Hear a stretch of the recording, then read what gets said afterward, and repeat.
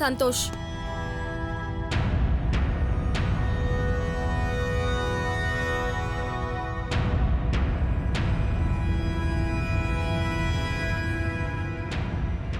உன்கிட்ட நான் divorce papers கொடுத்து 2 நாள் ஆச்சு. அவன் தான் உன்னோட விவாகரத்து பத்திரத்தை மதிக்கவே இல்லையேடி. அவனை விட்டு தொலையேன். உன் வக்கீல் கிட்ட பேசிட்டு சொல்றேன்னு சொன்னியே, என்னாச்சு? நான் இப்போ ஒரு முக்கியமான மீட்டிங்க்கு போயிட்டு இருக்கேன். நான் அப்புறம் பேசுறேன். நில்லு சந்தோஷ். போட்டு விடண்டி. நான் உன்கிட்ட என் வாழ்க்கைக்கு அர்த்தம் கேட்டுட்டு இருக்கேன். நீ பாட்டுக்கு ஆபீஸ் மீட்டிங்னு போயிட்டு இருக்க. என்ன நினைச்சிட்டு இருக்க உன் மனசுல? ஐயோ, சும்மா போறவன வலிய வம்பு கேட்கிறாளே. என்னை நம்பி அங்கே 1000 குடும்பம் இருக்கு. வேலையை முடிச்சுட்டு வந்து உங்ககிட்ட பேசுறேன். இல்ல, நீ உன் வேலையெல்லாம் முடிச்சிட்டு மீட்டிங் எல்லாம் முடிச்சிட்டு நிதானமா வந்து பேசுறதுக்கு இது ஒன்றும் பிசினஸ் இல்ல, என் வாழ்க்கை பிரச்சனை.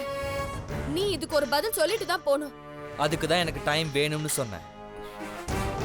வாழ்றதுக்கு டைம் எடுத்துக்கலாம், நிரந்தரமா பிரியறதுக்கு எதுக்கு டைம் எடுக்கணும்? குழந்தைய இந்த பிரச்சனைக்குள்ள இழுத்து என்னை வெறுப்பேத்தி அவசரமா என்னை கையெழுத்து போட வைக்க நினைச்ச, அது நம்ம 2 பேரும் செய்யற மிகப்பெரிய முட்டாள்தனம் ஆயிடும். எதுவா இருந்தாலும் நீயும் யோசி, நானும் யோசிக்கிறேன். அதெல்லாம் எனக்கு தெரியாது. எனக்கு ஒரு பதில் சொல்லிட்டு போ.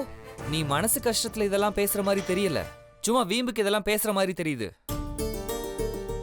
ஆனா இதெல்லாம் எதுக்கு நீ பண்றன்னு தான் எனக்கு தெரியல. என்னது வீம்புக்கா? இப்ப கூட பாத்தியா?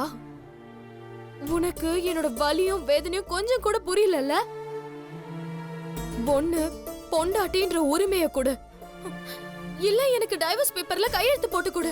இத பார், ஒரு விஷயத்தை பத்தி முடிவெடுக்கணும்னு நினைக்கிறவங்க கிட்ட பேசி முடிவெடுக்கலாம். ஆனா முட்டாள்தனமா பேசுறவங்க கிட்ட எதையுமே பேச முடியாது. இது ஒண்ணு நான் சந்தோஷமா எடுத்த முடிவு இல்ல, ரொம்ப மன வேதனையில எடுத்த முடிவு. டிவோர்ஸ் பேப்பர்ல கையெழுத்து போடுவியா மாட்டியா?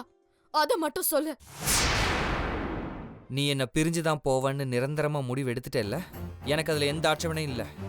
ஐயோ சந்தோஷ், இங்க என்ன நடக்குது? அவதான் புத்தி கேட்டு பேசுறானா, நீயும் இப்படி பேசுறிய?